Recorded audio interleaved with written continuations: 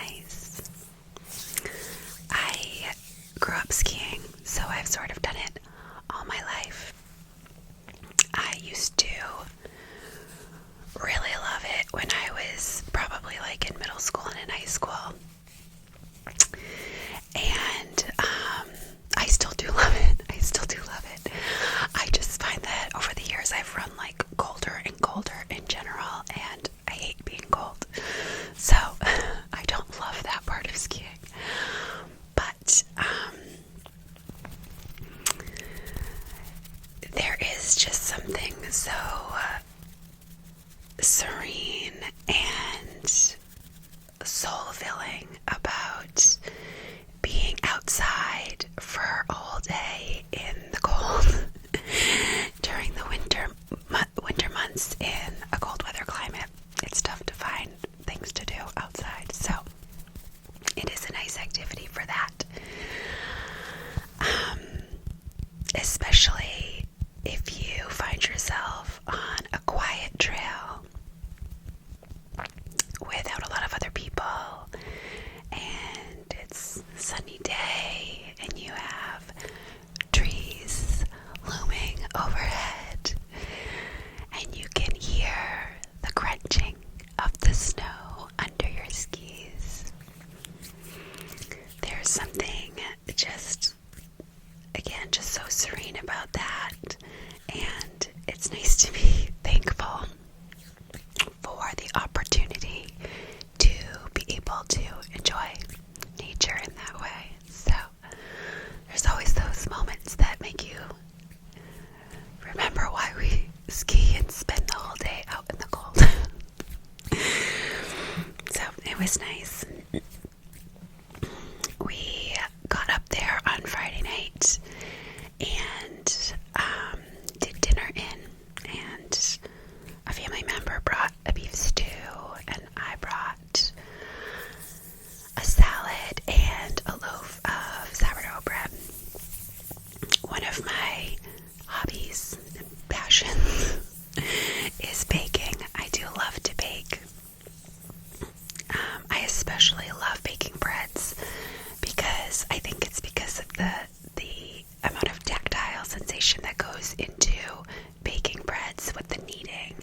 And if you make sourdough bread, you start with all of your ingredients and you mix them together, and it's sort of like this sticky, clumpier dough. And then every half hour you give it a knead or a stretch and fold. And each time you do that, you're working the gluten. So it becomes like smoother and stretchier, and it's just so satisfying to see it evolve into a dough that you'll bake. And of course, there's the smell of freshly baked bread. There's sourdough also. When you pull it from the oven and you put it on the stove to cool, it lets off these tiny crackling sounds as it cools. And that, if you can hear that, it means your bread is going to be real good. So that's always so nice. I like to have my sourdough bread sliced fresh, of course, while it's nice and warm. And then I use Irish butter and a little sprinkle of flake salt, melt on flake salt on top. It is delightful.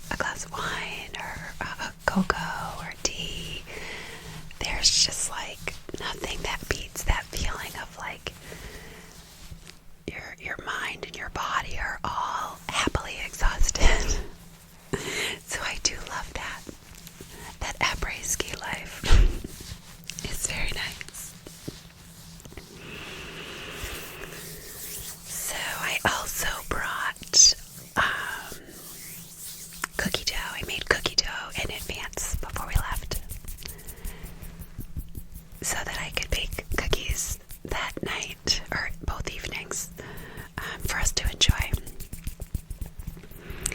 And I thought I would share my cookie recipe, which is top secret, but I will share it with you. So,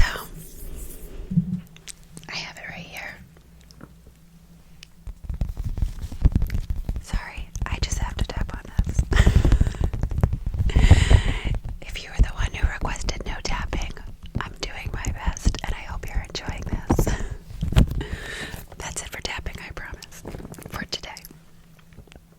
Okay, so my top secret cookie recipe that I'm only sharing with you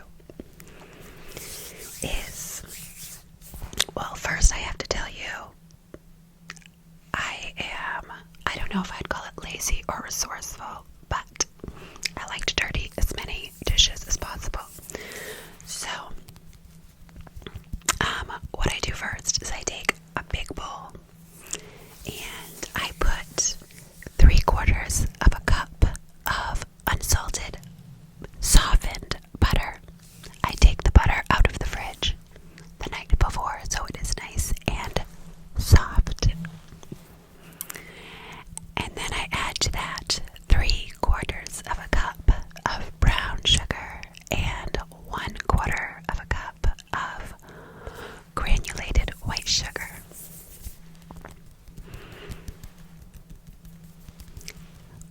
Then you take I use a hand mixer, but you could also use like a stand mixer. And you want to give that like a good mix with the mixer until it's really light in color and fluffy. Then you add 1 egg, also preferably room temperature, but it'll turn out fine if it's not room temperature. And 2 teaspoons of vanilla extract. Blend that all together. Now, this is where I get a little resourceful, and instead of using a second bowl, I take my dry ingredients and I just pile them right on top of the wet ingredients. So, I don't mix it in yet, you just mound it on top of the wet ingredients. So you'll take, let's see, 2 cups of all-purpose flour, 2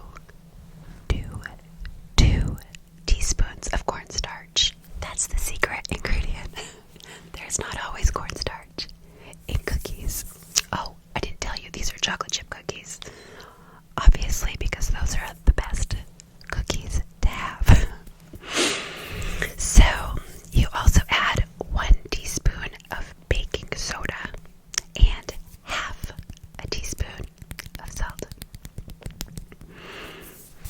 Now, I take a fork and I just sort of lightly fluff all of those dry ingredients together so that it's mixed.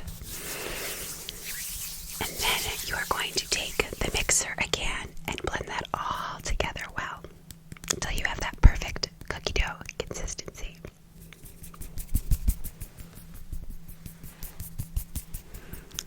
Then you take 1 very generous cup of chocolate chips and stir that in to the cookie dough. I use a small ice cream scoop, like the kind that you squeeze and they like and scoops out whatever is in the little cup. A small one of those, and scoop them onto a baking tray, maybe like 2 inches apart. And then you're going to bake these on 350 degrees. 350 degrees for